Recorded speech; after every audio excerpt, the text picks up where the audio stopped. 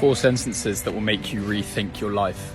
Number 1, happiness is not the absence of problems, it is the ability to deal with them. Number 2, feeling sad after making a decision doesn't mean it was the wrong decision.